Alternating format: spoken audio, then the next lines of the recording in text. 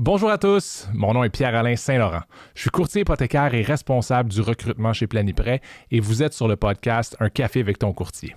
Tout d'abord, je reçois une courtière hypothécaire qui œuvre dans notre industrie depuis 2017 et qui est en croissance à chaque année. Oui, même cette année.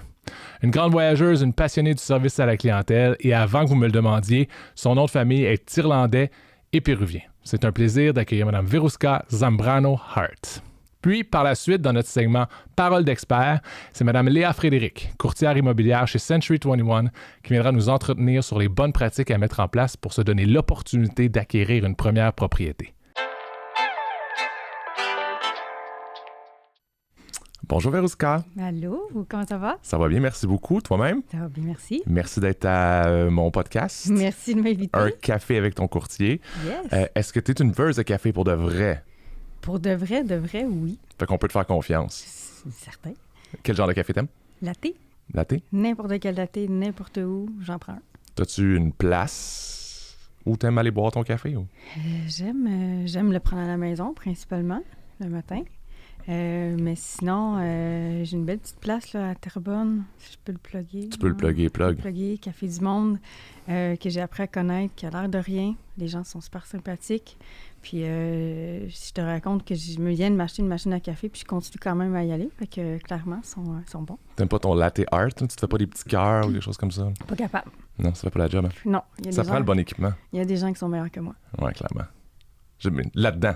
Toi, t'as d'autres talents. Oui. Génial. Dis-moi, à part le café, t'es courtière hypothécaire depuis? Depuis 6 ans, au mois de mars. Félicitations. Merci. T'aimes encore ça? J'adore ça. Je pense que j'aime ça de plus en plus. Puis pourquoi t'aimes ça? Pourquoi t'es devenue courtière hypothécaire?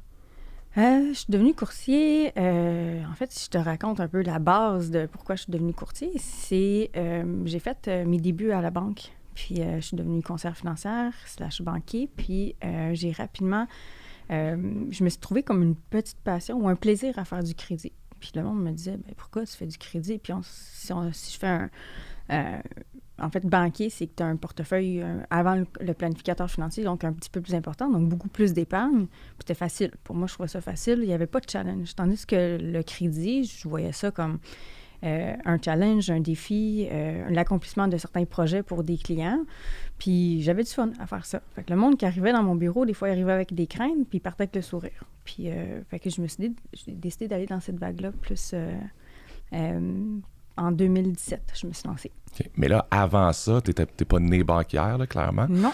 Avant ça, tu faisais quoi? Moi, j'aime beaucoup ma question, là, c'était quoi ton premier talon de paye? Là? Comment est-ce que tu as commencé dans la vie? Moi, j'aime essayer de démontrer que n'importe qui est un peu brillant peut devenir courtier hypothécaire. Peu importe ça a été quoi les débuts dans votre carrière, c'est ton premier emploi. Fait que toi, ton premier emploi, c'était quoi? Mon premier vrai emploi, mon emploi de madame. Mettons. Mais mon premier emploi de madame, j'étais... en fait, c'était étudiante. Là. J'ai commencé à la banque comme caissière l'été avant de rentrer au cégep. Puis mon premier talon de paie, je me souviens, je suis allée m'acheter ma caméra numérique Olympus. Ça coûtait 234 $, je me souviens encore. Puis mon chèque était à peu près du même montant. Fait que c'était ça, mon premier chèque de paye. Je l'ai clairement pas passé au bon endroit, mais j'étais contente. Ben déjà, une caméra numérique, comme t'as quel âge? Tu dois être vraiment vieille. Là. Maintenant, tout est sur le téléphone. 18 ans. Ouais, c'est ça. T'étais pas vieille à ce moment-là. OK, puis moi, je me souviens, mon premier talon de paye, ce que je trouvais cool, là, c'est qu'il y avait des vacances de payer dedans. Là. C'est comme quelque chose... La première fois que tu as une journée de vacances de payer, c'est comme quelque chose que... Tu capotes, ils vont me payer pour être en vacances. Là. On s'entend que comme courtier, tu le vois pas vraiment, ça. Non, je les Faut paye, que tu mes choisisses. Exact. Fait que maintenant, t'es courtière, tu as été, évidemment, là, on est en 2017, tu commences comme courtière hypothécaire jusqu'à aujourd'hui, 2023, oui. Toujours en courtière, toujours en croissance d'ailleurs. Tu deviens une courtière performante. Qu'est-ce qui fait que tu te lèves le matin? Qu'est-ce qui te donne envie de travailler? Qu'est-ce qui te motive, dans le fond, dans le métier de courtier hypothécaire? Bien, c'est sûr que la flexibilité qu'on a, je me lève à tous les matins, je fais mon gym, je prends mon café, bien sûr, puis j'embarque dans ma journée. Puis ce qui est le fun du métier de courtier, c'est que tu n'as jamais la même journée. C'est des journées des fois un peu plus challengeantes, un peu plus tranquilles. Puis le fait qu'on peut travailler partout. Je parlais de la maison, j'ai un bureau maintenant, je travaillais dans les cafés. Pendant la pandémie, je me suis installé un bureau à la maison. Je me lève, puis je le sais, je vais avoir une bonne journée malgré tout. Je ne sais pas toujours comment ça va se passer, mais je sais qu'elle va terminer, puis je vais avoir fait quelque chose de bien. c'est ce que j'aime de mon travail, en fait, au niveau de personnel, de la flexibilité. Sinon, mais à part, si on va en lien avec le plaisir, mais c'est aussi la réalisation de projets. Il y a des gens qui nous mettent leur plus gros projet de leur vie entre nos mains, puis on a ça à faire, on a ça à créer, on a ça à aboutir, puis ça, c'est quelque chose qui me motive beaucoup. Je trouve que les gens nous mettent quelque chose de gros là, entre les mains, qu'ils nous fassent confiance pour ça, je trouve que c'est un honneur. Donc, j'ai pas le choix de me lever le matin positif puis dire, ben aujourd'hui, je défonce des portes, puis je crée le bonheur de quelqu'un. C'est carrément ça. Okay. Tu as parlé d'avoir un bureau. Je pense que dans le courtage hypothécaire, dans les courtiers hypothécaires que je connais, c'est de moins en moins fréquent. La pandémie, évidemment, a mis un gros coup de hache là-dedans. Mais tu as aussi un bureau à la maison. Fait que comment est-ce que tu choisis ou pourquoi tu as choisi d'avoir un bureau? En fait, j'ai plus de bureau à la maison. Les circonstances de la vie ont fait que j'ai vendu ma propriété au mois de février dernier, puis j'ai dû me recycler. Moi, ça faisait 3 ans que j'étais bien installée, bureau à la maison, pandémie oblige, puis je serais restée là tout le restant de ma carrière, s'il aurait fallu. Puis ça m'a donné un peu le coup de pied au derrière qu'il fallait pour sortir de ma zone de confort. Puis j'ai dit, ben, c'est le temps d'aller s'en chercher un bureau. Pendant que tout le monde reste à la maison, moi, je vais aller m'en chercher un. Puis c'est un des plus beaux moves que j'ai fait depuis très longtemps. Parce que, ben, d'un, on sort de la maison, on voit des nouveaux visages, on rencontre de nouveaux professionnels. Fait que, non, c'est vraiment quelque chose que je suis contente d'avoir fait. C'est vraiment une séparation physique et mentale, dans le fond, de pouvoir séparer j'ai mon temps à la maison, j'ai mon temps au bureau. Exact. Évidemment, je suis convaincu que ça t'arrive de travailler de la maison quand même, mais au moins, tu es capable de dire, ben j'ai laissé le bureau au bureau, parce que c'est pas pour rencontrer des clients là, que tu as ton bureau. Non, pas du tout. C'est vraiment pour avoir un environnement de travail différent, agréable, puis de côtoyer aussi des humains, puisqu'on parle à des humains tous les jours, mais on n'en côtoie pas tant que ça. Fait que oui, c'est vraiment pour carrément sortir du cadre que j'avais pendant 3 ans. Puis je suis confortable. Là. Je me sens, quand je rentre dans mon bureau, je me sens bien. Je me sens comme à la maison.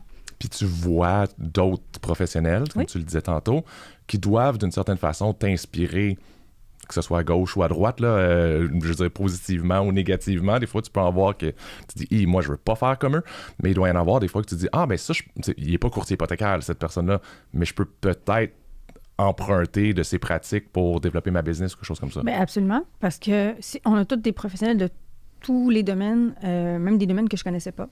Des gens qui viennent d'un peu partout au Québec, puis qui ont des stratégies ou des histoires différentes. Donc, oui, puis c'est un bureau de coworking avec des bureaux fermés. Mais on se côtoie à l'îlot. À l'îlot.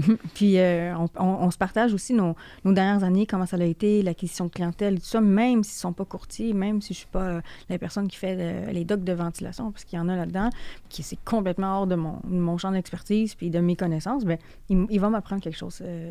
Cette personne-là va m'apprendre quelque chose sur sa façon de travailler, pourquoi il a voulu aussi rentrer dans le bureau. Donc oui, ça change vraiment la dynamique aussi d'une journée de travail. Ça peut te faire une espèce de...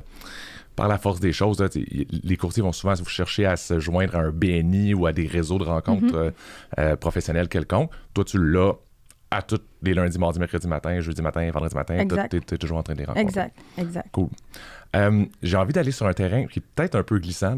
Tu me diras, là, si je suis inacceptable, tu me remets à ma place. Je sais que tu es capable de le faire. Tu es une femme, j'ai cru remarquer, tu es une femme en finance, dans le courtage hypothécaire. Tu n'es pas une rareté, il y en a beaucoup, il y en a de plus en plus, mais vous restez une minorité. Est-ce que ça l'a joué dans ta progression de carrière, dans ton développement? T'as-tu ressenti, que ce soit positif ou négatif, des tendances par rapport à ça? Ou pas tant? Absolument pas. Pas en tant que courtier. Quand j'étais dans le domaine bancaire, on le voyait qu'il y avait une réticence. Autant au niveau des clients, qui ont été servis pendant des années par des hommes. Puis là, du jour au lendemain, tu as Verouchka, quand même assez jeune, qui arrive comme banquier. Puis, bon, l'âge fait une chose, mais la personne devant aussi. Puis, je voyais beaucoup de réticence au niveau aussi des patrons. Tu voyais qu'il y avait une distinction. Quand je suis arrivée dans le courtage, aucune distinction. Surtout la firme qui prône le partage, puis l'harmonie entre courtiers.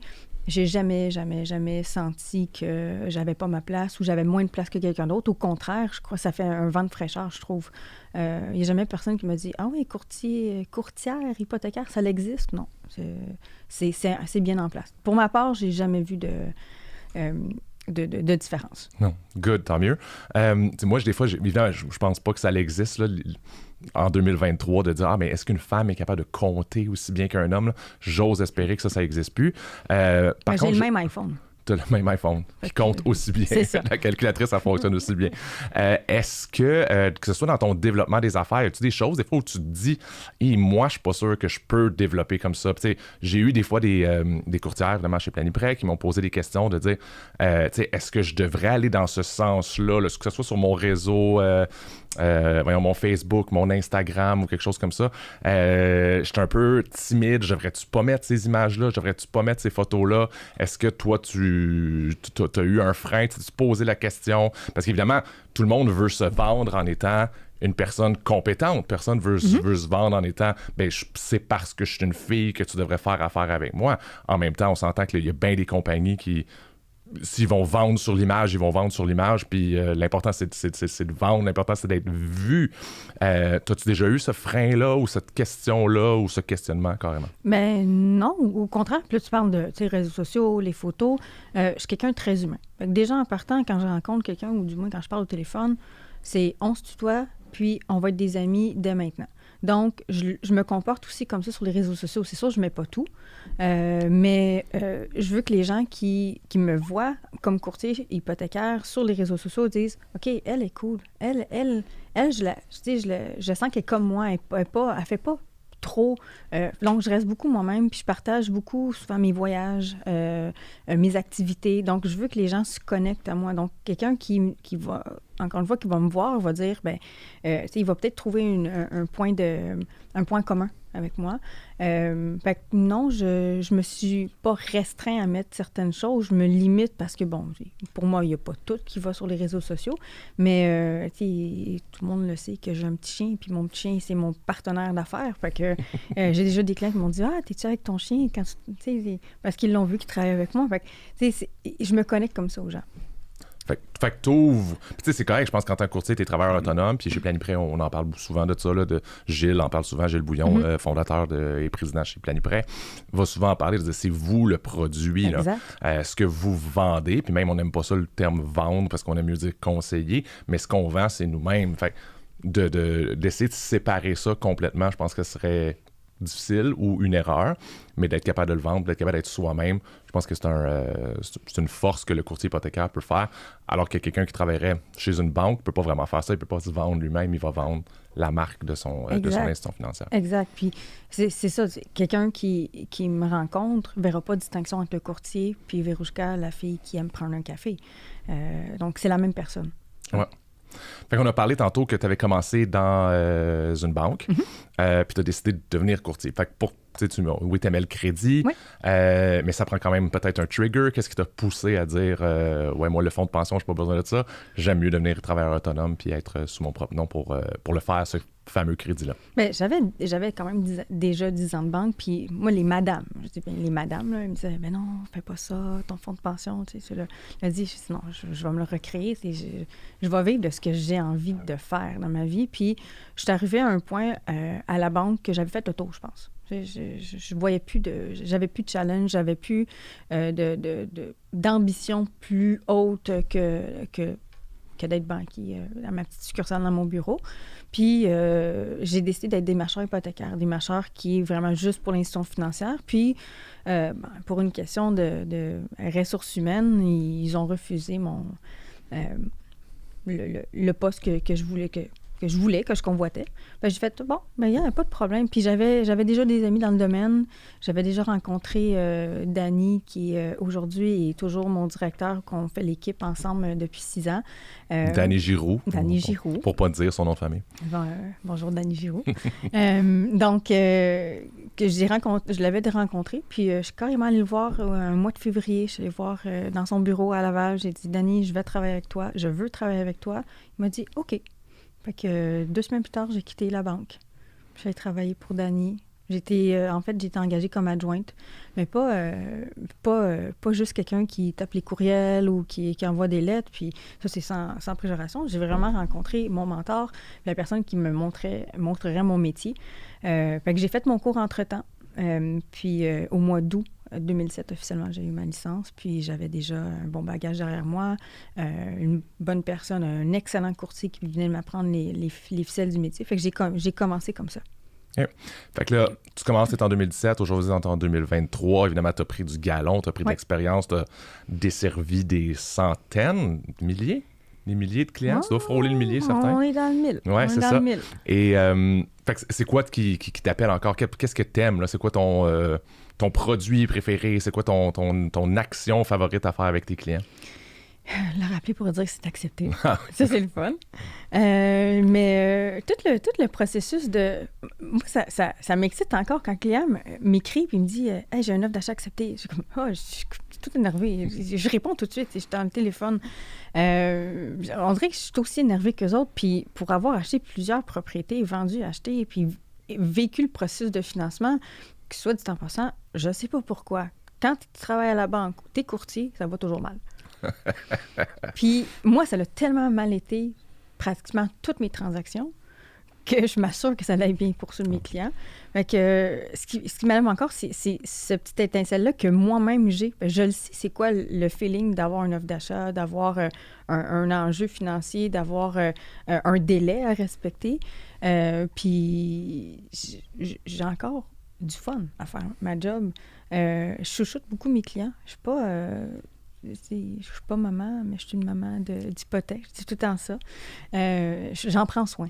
Puis j'aime en prendre soin. Puis je crois pas j'en fais trop non plus. Puis, tu sais, mon produit chouchou, c'est sûr, j'aime beaucoup les premiers acheteurs. Ça me dérange pas de répéter.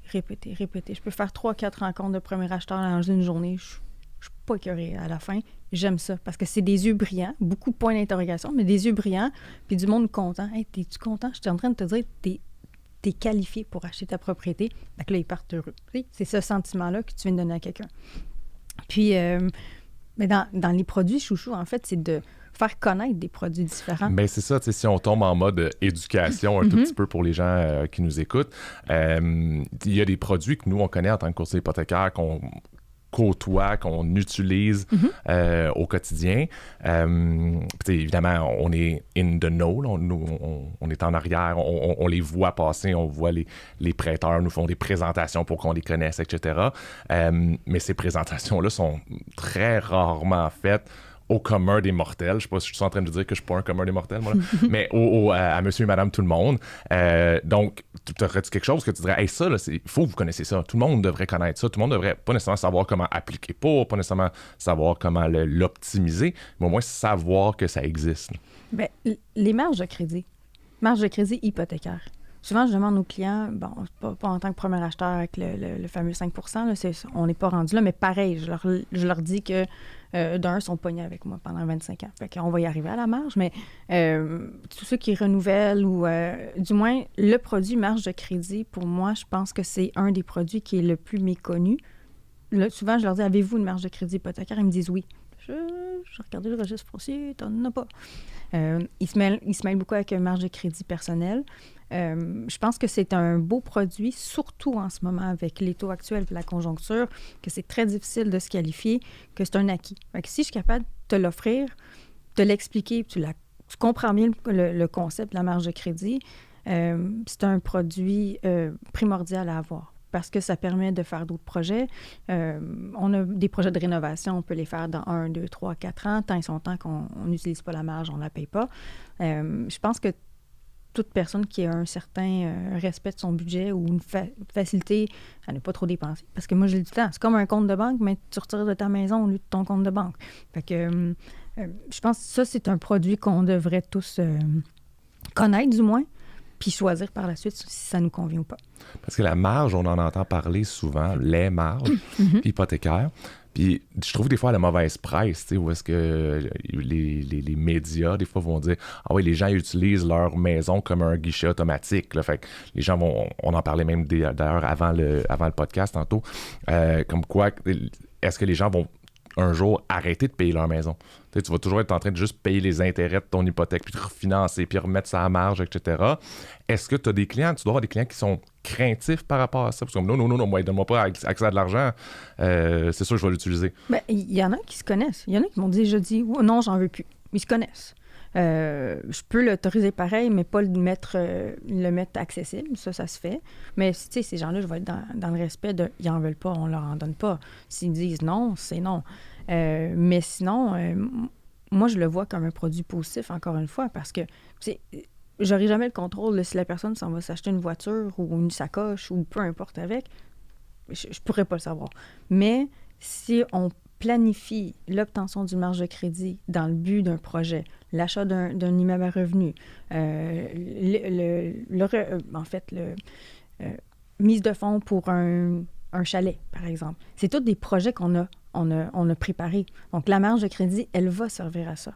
Il y en a des gens, effectivement, qui ne vont jamais payer soit leur immeuble ou soit leur propriété. C'est des stratégies souvent fiscales. Donc, je pense que c'est pas nécessairement pour monsieur, madame, tout le monde. C'est accessible à monsieur, madame, tout le monde. Mais encore une fois, quand je rencontre les clients et je leur parle de la marge, avant de parler de produits, je leur dis c'est quoi vos projets sur du court, moyen, long terme. Si quelqu'un me dit je veux m'acheter un immeuble ou je veux m'acheter un chalet, bien, OK, de où tu vas prendre ta mise de fonds? Je ne sais pas, je vais peut-être refinancer ma maison, mais là, on part. Je pense que c'est un must pour les gens qui ont des projets.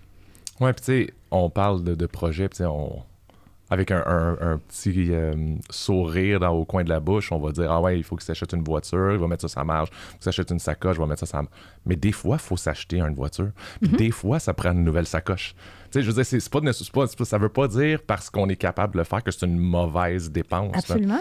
Puis comme tu le dis, ne pas payer son hypothèque ou ne pas la payer à une vitesse X n'est pas nécessairement négatif non plus, là.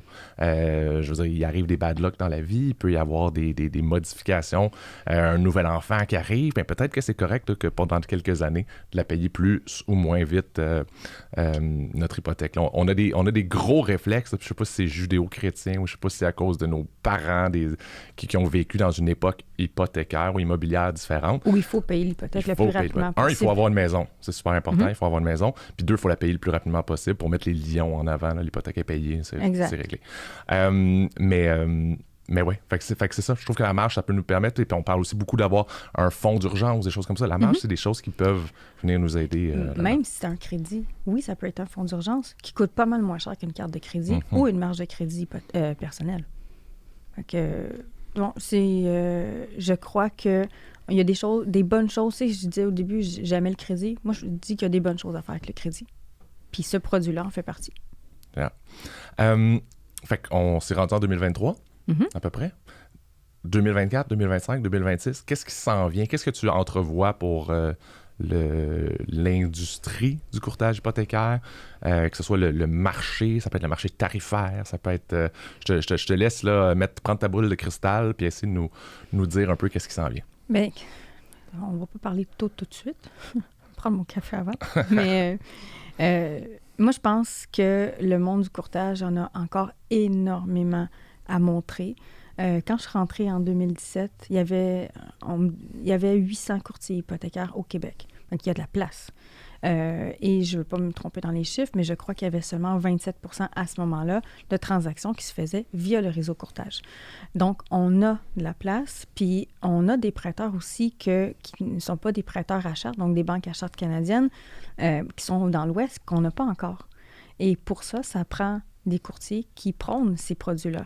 Donc, moi, je pense que qu'est-ce qui s'en vient, c'est beaucoup de nouveaux courtiers dans l'industrie pour permettre à plus d'institutions financières d'être dans le marché au Québec pour avoir plus de produits à offrir aux clients, donc plus de possibilités. Donc, moi, je le vois positivement pour les prochaines années. Même si on pense que le marché ralentit, il va toujours avoir des renouvellements, il va toujours avoir des refinancements, il va toujours avoir des gens qui vont acheter des propriétés. On a besoin de courtiers hypothécaires au Québec. Au niveau des taux... Avant. Parce que tu parles de nouveaux courtiers. Est-ce que ça se peut trop de nouveaux courtiers? Parce qu'un nouveau courtier, là, je veux pas être méchant envers personne, mais un nouveau courtier, c'est souvent un courtier qui va avoir beaucoup de questions, qui va trouver ça difficile, qui connaît pas les règles de tous les prêteurs. Fait que là, je ramasse tous ces commentaires-là, puis je dis un nouveau courtier. Des fois, c'est un courtier qui n'a pas l'expérience. Donc, un nouveau courtier, des fois, c'est un pas très bon courtier. Il commence, c'est normal. Tout le monde doit commencer quelque part. Est-ce que ça pourrait faire mal à l'industrie? Faut-tu que ça soit une progression lente ou pas nécessairement? Je pense pas, parce qu'on a je vais parler pour Planiprêt, puis moi-même, on a des outils incroyables pour former les courtiers. Puis chaque courtier n'est pas lancé dans le vide. Il est accompagné, il a un stage à faire. Puis tant et aussi longtemps qu'il n'est pas 100% autonome, il n'ira pas se lancer dans la gueule du loup puis présenter des produits qui n'ont pas d'allure parce que ce client-là, il va le voir que ça n'a pas de sens. Moi, je pense pas que c'est négatif qu'il y ait beaucoup de nouveaux courtiers. Nouveau courtier ne veut pas dire mauvais courtier non plus. Ou c'est peut-être des gens qui viennent de l'industrie, comme moi. Je suis venue du réseau bancaire. Je connaissais une banque. J'avais l'avantage de connaître le crédit, connaître les bureaux de crédit. J'ai dû apprendre les normes des banques, c'est normal. Mais je pense que n'importe qui rentre dans l'industrie, qui a le désir d'être un bon courtier, va s'organiser pour prendre tous les outils à sa disposition, puis les individus pour l'aider à se lancer. Puis dans le fond, tu sais, dans l'industrie bancaire aussi, il y en a des nouveaux. Là. Il y a des nouveaux partout. Là, fait que tu peux tomber sur quelqu'un de bon dans le courtage. Mais en effet, je pense que ce qui est important, puis on en parle beaucoup, puis on va pas s'attarder là-dessus, mais d'avoir, quand tu commences comme courtier, la chose la plus importante, c'est t'agripper, de te coller à des courtiers d'expérience, des courtiers qui connaissent leur affaire, des courtiers qui ont une belle expertise, qui ont une belle réputation, puis de t'assurer de... J'ai pas le bon mot en tête, là, je sais pas dire immoler, mais ça, c'est le mettre en feu. Donc, vraiment de copier les comportements puis les bonnes pratiques de ces courtiers-là. Absolument. T'en prends, toi, des stagiaires, si je me trompe pas. T'aimes ça? J'adore ça. Qu'est-ce que t'aimes d'aller chercher là-dedans? Je veux dire, je ne sais plus, mais j'aime encore ça. J'ai toujours fait de la formation. Encore une fois, je reviens à la banque, même quand j'étais à la banque. J'étais en début de carrière, puis je formais déjà les nouvelles caissières. Encore une fois, c'est un autre challenge. Puis j'aime ça parce que, en même temps, si la personne à côté de moi, elle est positive, puis elle a le désir d'être un courtier performant, un bon courtier, c'est le fun de travailler avec du monde positif. Puis j'aime mon métier, puis je sais qu'il y a énormément d'éducation à faire sur le courtage hypothécaire. Puis ça en fait partie. Donc, les stagiaires que je prends sous moi, mais je sais qu'ils vont voler à un moment donné de leurs propres ailes, puis c'est une fierté. Ils vont faire partie de mon équipe ou de la firme, puis c'est une fierté d'avoir quelqu'un que tu as formé, à prendre tes bons plis, pas nécessairement tes mauvais, puis elle va les peaufiner, puis elle va faire sa propre business, puis il n'y a rien de mieux que ça. Qu'est-ce que tu as dit quelque chose de super intéressant. Je trouve que c'est le fun d'avoir un courtier qui veut être performant. Mm-hmm. C'est quoi un courtier performant? Bien, quelqu'un qui va aller chercher sa business, quelqu'un qui va être willing de défoncer des portes. On est dans un marché difficile. Hein. Les gens qui sont rentrés, les courtiers qui sont rentrés en 2021, même 2022, où justement on n'avait plus de bureau, ont dû trouver une façon complètement différente d'aller chercher leur clientèle que moi en 2017, disons. Donc, quelqu'un qui arrive avec un plan d'affaires qui me dit « Moi, je vais faire ça se peut qu'il m'apprenne comment aller chercher la clientèle que j'ai faite complètement autrement en 2017. Puis aujourd'hui, que le marché est plus difficile, j'ai besoin de me reformer un peu, si on veut, dans le développement des affaires. Oui. Donc, tout le monde, pas juste toi, hein, tout le monde a besoin de revoir ses façons de faire parce que dans les dernières années, le téléphone, puis là, dans les dernières années, il faut commencer à dire il y a 2 ans, là, ça commence à faire un petit bout là, que c'est plus que les hypothèques, il y en a moins qui se renouvellent ou il y a moins d'achats également. Mais le téléphone sonnait, beaucoup plus, alors que maintenant, puis c'est probablement la bonne façon de faire, mais maintenant, les courtiers hypothécaires doivent sortir de leur bureau, doivent sortir de leur zone de confort et doivent aller chercher des clients qui ont besoin d'eux. Parce qu'on se le rappelle, tantôt tu disais 27-37%, c'est sûr que c'est pas 100% des gens qui vont voir des courtiers hypothécaires. Il y a encore beaucoup de gens qui renouvellent ou qui vont automatiquement voir à leur banque. Mais ces gens-là, ils ont besoin de conseils. Puis je pense que le courtier hypothécaire est là pour ça. Mais il faut le faire, cette action-là, cette activité-là. Exact. Puis si je reviens à quand tu me disais c'est quoi un courtier performant, mais on peut pas quantifier en termes de chiffre, de volume, de salaire. La personne qui me dit « Moi, je suis à l'aise à faire tant d'heures par semaine, tant par année, bien, c'est parfait. C'est qu'est-ce que tu vas faire pour y arriver? Puis si tu y arrives, là, c'est tant mieux. » C'est ça qu'on veut. On veut du monde qui sont à l'aise avec l'horaire et le travail qu'ils ont accompli pour arriver à leur but. Puis à partir de là, s'ils sont heureux, moi, je suis heureuse. Non, c'est bon. C'est un bon point aussi parce que être performant, c'est pas juste faire 100 millions. Là. Le but, c'est de faire le nombre de millions que tu veux faire avec la quantité d'efforts que tu veux faire dans le nombre d'heures que tu veux faire. Parce qu'il y a la maladie du the sickness of more, là. La maladie du plus, là, c'est d'en vouloir toujours plus. Mais à un moment donné, il y a des sacrifices qui se font, là, que ce soit sur le temps, que ce soit sur la qualité de ton travail, que ce soit sur la qualité de ta vie, mais d'être capable d'identifier dans son plan d'affaires. Donc, dès le début, moi, je vais aller chercher 10, 15, 20, 25 millions, peu importe c'est quoi. Puis voici les efforts et le temps que je veux faire pour aller le chercher. Je pense que c'est la clé. En même temps, ça permet de ne pas se perdre là, en tant que courtier hypothécaire. Exact. Fait que tu prends des stagiaires. Oui. Des stagiaires, c'est quoi ton stagiaire idéal? C'est quoi ton c'est pas nécessairement un profil, mais qu'est-ce qu'un stagiaire là, qui rentre dans le courtage hypothécaire aujourd'hui? Il connaît rien. Là, il vient juste d'avoir la formation à l'AMF. Puis je ne veux pas dire qu'il connaît rien dans le sens qu'il n'a jamais fait une hypothèque de sa vie, là, mais il arrive dans ton bureau, il dit Véronica, j'aimerais ça travailler avec toi. Puis toi, tu sors de la petite rencontre de 15 minutes que tu as avec lui, puis tu te dis, lui, c'est un stagiaire idéal. Bien, probablement, c'est pas 15 minutes, c'est 1 heure. Je parle assez, là. C'est 1 heure. Mais il n'y a pas de stagiaire idéal, encore une fois, parce que j'en ai pris de tous les domaines. J'en ai pris du monde bancaire, qui sont d'ailleurs plus là. Puis j'en ai pris du monde qui est de la santé, automobile, restauration, qui sont aujourd'hui là, puis performants. Donc, encore une fois, je reviens à, si tu as un désir de réussir ta carrière, déjà là, puis que tu prends les outils qu'on te propose et on te donne, parce que la firme offre des outils incroyables, tu es prête à passer du temps avec moi, puis à m'écouter, puis à poser les bonnes questions, tu es le candidat idéal. En fait, à partir du moment que tu as du vouloir de réussir. Puis c'est sûr que l'aspect financier aussi, c'est important. Parce que se lancer comme travailleur autonome, c'est pas simple financièrement. Donc, une des premières questions que je pose, c'est as-tu un fonds d'au moins 6 mois pour partir comme courtier? Parce qu'avant que tu aies un premier dossier qui débourse, je dis pas que tu fais, mais qui débourse, parce que nous, on est payé quand le dossier part chez le notaire et après, ça peut prendre du temps. Ça peut décourager bien des gens. Fait que si tu as un fardeau financier ou un stress financier, déjà en partant, tu viens d'éliminer une grosse partie de ta journée où tu penses probablement juste à ça. Fait que ça, c'est, je dirais, un des critères. Puis c'est là que tu y offres une marge. C'est là que j'ai offert une marge. J'ai dit, mais c'est pas des farces. J'ai dit, souvent, c'est des adultes, des grands adultes. Puis je leur dis, as-tu déjà une propriété? C'est, écoute, avant de te lancer là, comme travailleur autonome, parce que là, je leur explique aussi, c'est quoi un travailleur autonome? Au niveau du financement, il y en a beaucoup qui ne savent pas. Ils ont toujours été salariés. Puis là, du jour au lendemain, je dis, bien, ça va prendre au minimum 2 ans, puis 2 ans avec un revenu pour pouvoir te qualifier pour une propriété, une voiture, etc., etc. Donc, va te chercher une marge, change-la ton auto ou fais rien. Donc, prépare-toi financièrement à te lancer dans ce monde-là. Puis après ça, tu vas voir, ça va bien aller. Génial. Tantôt, tu m'as dit, avant de parler de taux, je vais prendre une gorgée de café. Mm-hmm. Prends-la. Je suis là. Tantôt, je t'ai parlé du futur. Tu m'as dit avant de parler des taux, je vais prendre une gorgée de café, mais c'est une grande respiration, je pense. Puis, tu sais, c'est une question qu'on se fait poser énormément en tant que courtier hypothécaire. C'est quoi ton meilleur taux aujourd'hui? Mm-hmm. Et aussi, OK, les taux s'en vont où? Qu'est-ce qui va arriver?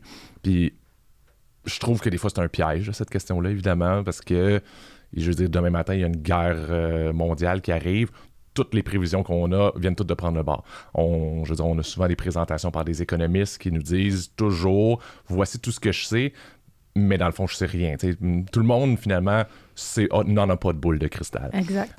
Fait que tu fais quoi avec ça? Sachant tout ça, là, sachant qu'on sait rien, dans le fond, comment est-ce que tu conseilles tes clients? Vers où tu penses qu'on va s'en aller? Qu'est-ce que tu fais avec cette question-là? Les taux s'en vont où? Bien, je fais comme, je pense... Tous les courtiers, je leur dis, demandez à votre beau-frère. c'est eux qui ont les réponses. Mais ça pour vrai, je disais en début d'émission, les gens nous mettent un gros projet sur les bras. Je ne dis pas ça négativement, au contraire, c'est un honneur. Puis cette question-là, comme tu dis, elle revient tout le temps. Puis si justement, en 2020, quand je présentais les produits, les taux, tout ça, taux variable était plus bas que le taux fixe, qui était déjà extrêmement bas. Puis j'arrivais avec des articles de journaux qui disaient « Il n'y aura pas de hausse de taux avant 2023 ». Puis pas des articles Non, du journal Métro. Le gouverneur de la Banque du Canada a dit les taux vont rester bas pendant très, très, très longtemps. Exact. Donc, je leur présentais des simulations de hausse, une hausse de 0,25, une hausse de 0,50, pas plus. Tu sais, au cas où ça arrive dans les 5 prochaines années, les clients disaient oui, parfait, il n'y a pas de problème. Puis là, boum, ça arrive. Fait qu'on fait quoi? On leur dit quoi? Mais avoir eu ces outils-là, mais ça me permet de regarder, c'est la preuve qu'on n'a malheureusement pas de boule de cristal. Et j'ai heureusement, jusqu'à présent, avec toutes les hausses qu'il y a eu, seulement 2 clients qui m'ont appelé, pas parce qu'ils étaient pas satisfaits, mais parce que, bon, il y avait des craintes, puis ils voulaient juste savoir qu'est-ce qu'on fait maintenant. Puis les recommandations ont été faites, les changements, s'il y a eu lieu, ont été faits. Donc, on se fie vraiment beaucoup, justement, à ce que disaient les économistes, ça, ce qu'ils nous disent pour transmettre l'information à nos clients. Puis même pour nous-mêmes, on est, la plupart des courtiers, on est propriétaires aussi, on a suivi la même vague. On ne peut pas dire qu'on se trompe, parce qu'on fait nos recommandations en fonction de ce que les clients demandent, pensent.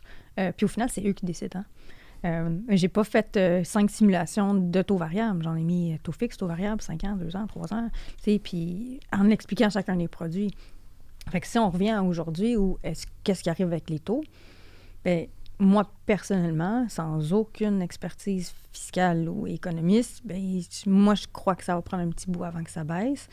Probablement, là, on est en juin, donc peut-être baisse de taux fixe, peut-être d'ici la fin de l'année, mais ce ne sera pas énorme. Puis le taux variable, probablement d'ici 2024, mi-2024, donc 1 an. J'espère, je l'espère, mais en même temps, ça ne met pas un frein à un projet pour quelqu'un nécessairement. Quelqu'un qui est en mode achat, on va le qualifier avec les taux d'aujourd'hui. Il ne les connaissait pas, les taux de 2020. Puis c'est le paiement d'aujourd'hui avec les moyens d'aujourd'hui. Puis cette personne-là qui va acheter aujourd'hui à un taux plus élevé, bien, il va juste être content au moment du renouvellement, qui risque d'être plus bas. Génial, merci. Puis tu le disais ça souvent, je t'ai entendu dire ça avant, on marie la maison, mais on date le taux. Le taux va changer. C'est ça. Le taux va changer pendant le cours du temps que vous allez avoir la maison. Fait que, tu sais, c'est toujours plus de s'assurer qu'on est capable d'acheter la maison plutôt que de se dire « Ah, ben, j'achèterai pas maintenant parce que le taux me satisfait pas, je vais attendre que le taux baisse. » Tu veux pas, ça fait 1 an qu'on attend que le taux baisse, puis il monte là, présentement. Ouais. Mais oui, voilà. Mais c'est très bien. Je trouve que ce que tu dis par rapport au taux, puis tu dis que tu n'as aucune expertise économique, là. Évidemment, t'en as pas mal plus que la grande majorité des gens.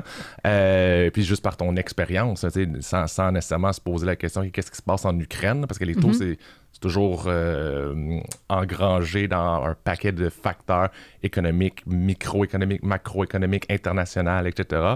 Mais de par ton expérience, de voir tout ce que tu as vécu, tout ce que tu as vu, ben, c'est ça, l'expertise que les clients vont venir chercher avec toi, évidemment. Verouska, je te remercie beaucoup. D'avoir été ça fait plaisir. Mais d'avoir été à notre épisode de Un café avec ton courtier, ça a été super plaisant. J'espère que les gens ont aimé ça. Puis tu reviendras.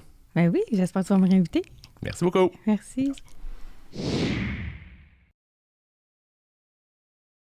Bonjour Léa, merci beaucoup d'être avec nous aujourd'hui. Bonjour Péa, ça va bien? Oui, ça va très bien, merci beaucoup. Alors, merci d'être dans notre segment Parole d'expert. On va commencer par rétablir ta crédibilité un tout petit peu. Donc, courtière immobilière, dans quel coin, quelle approche, comment tu fais ça?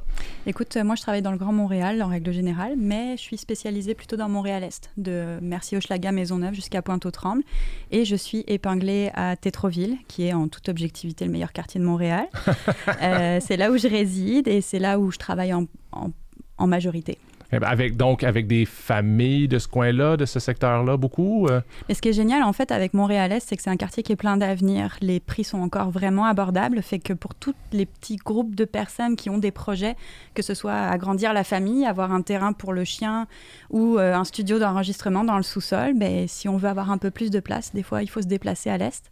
Fait que j'ai énormément, je dirais à 80% mes clients, c'est des premiers acheteurs qui arrivent vers moi avec des paillettes dans les yeux, des nouveaux projets. Et donc, l'Est se prête vraiment à ce type de clientèle de premiers acheteurs. Donc, je suis choyée. Pour moi, l'avenir est vraiment à l'Est. Génial. Puis, je perçois un subtil accent. Donc, est-ce que vous avez... est-ce que tu as beaucoup d'arrivants français ou pas nécessairement? Quand même. Je dois avoir comme 30-40% de ma clientèle qui est française. Donc oui, je viens de France. Voilà. Donc, évidemment, bon, tu es courtière immobilière depuis quelques années. Tu as vu, déjà là, avec la pandémie, tu as vu le marché qui a changé. C'est quoi les tendances actuelles? Peut-être c'est une année où est-ce que les hypothèques, l'immobilier est un peu au ralenti. Qu'est-ce que tu vois dans le marché, mais dans ton marché, d'une certaine façon? Écoute, le marché, en règle générale, est toujours un petit peu le même. Là. On a un premier semestre qui est assez intense, juillet, août beaucoup plus calme, puis ça repart en septembre. Mais cette année, le challenge, ça a été de ponctuer ça avec les augmentations de coûts. Ça a été finalement beaucoup de gestion d'émotions, beaucoup de gestion au niveau des vendeurs qui, à chaque augmentation de taux, voient leur bassin d'acheteurs rétrécir et gestion des acheteurs qui se disent « Oh my God, mon taux est bloqué encore 40 jours. Après ça, je vais perdre en capacité d'emprunt. Mon budget va baisser. J'ai encore pas trouvé. » Fait que ça a été beaucoup de gestion d'émotions. Ah, sans aucun doute. Puis j'imagine que le vendeur va pas se dire « Ah, ben les taux augmentent, je suis donc prêt à baisser mon prix. » Évidemment, pour lui, ça change rien. Là. Lui, il veut vendre à la valeur qu'il s'attendait à avoir lorsqu'il a commencé son processus de vente. Tout à fait. Mais la vraie valeur d'une propriété, c'est la valeur qu'un acheteur est prêt à mettre pour ta propriété. T'as beau avoir mis des murs en or qui t'ont coûté X mille $, si personne n'est prêt à l'acheter, c'est que ça vaut pas ça. Des murs en or. C'est un exemple. Toujours, on n'y en a pas assez. Dis-moi, donc, un premier acheteur, tu travailles beaucoup avec eux. C'est quoi qu'est-ce qu'un premier acheteur devrait faire, dans le fond, là, pour se donner les meilleures opportunités, les meilleures chances de pouvoir être capable d'embarquer dans le marché, d'être capable de faire son premier achat? Écoute, je dis pas ça pour te faire plaisir, mais effectivement, la première étape pour moi, c'est de se faire préqualifier. C'est indispensable. C'est pas la peine d'aller magasiner une maison, de sortir de là avec le cœur plein de projets et finalement de se faire refuser par la banque, à part se faire briser le cœur et briser les projets. Ça n'a aucun intérêt.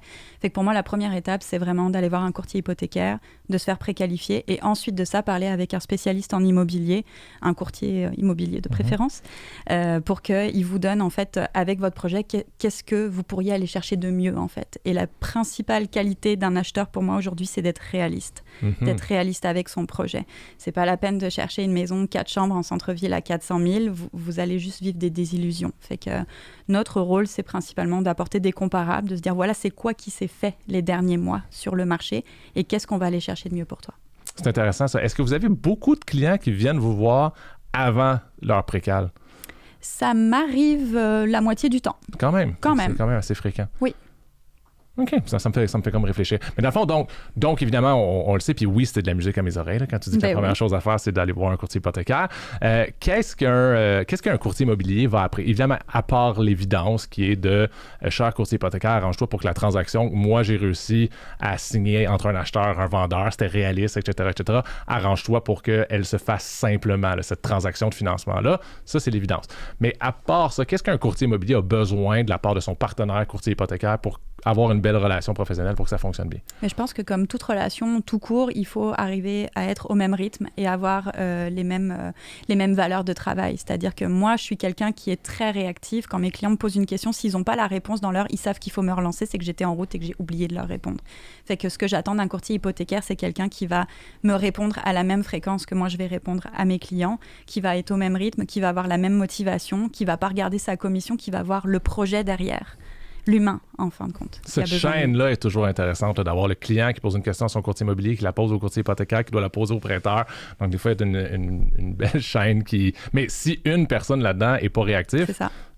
Tout le monde n'a pas de service. Là. C'est ça. Moi, quand j'ai des acheteurs qui viennent vers moi me disant qu'ils ont déjà leur courtier hypothécaire, wow, il va falloir qu'ils gagnent des points parce que d'entrée de jeu, là, il faut qu'ils fassent ses preuves avec moi. Parce que tu es habitué de travailler d'une certaine façon avec tes partenaires. Exactement. Puis j'imagine ça va toucher, oui, le courtier hypothécaire, mais l'inspecteur, l'évaluateur, le notaire, comme dans toute relation professionnelle, tu as tes partenaires, des personnes en qui tu as confiance, avec qui tu préfères travailler parce que tu sais qu'au fur et à mesure, tu as tes petites habitudes. Fait que c'est vraiment ça. Là. Génial.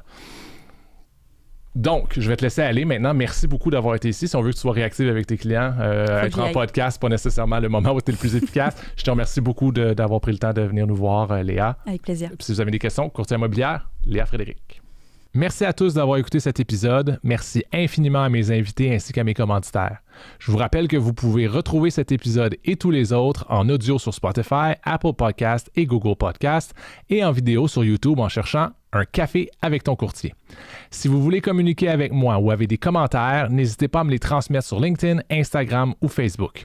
On se retrouve pour notre prochaine dose de caféine avec ton courtier.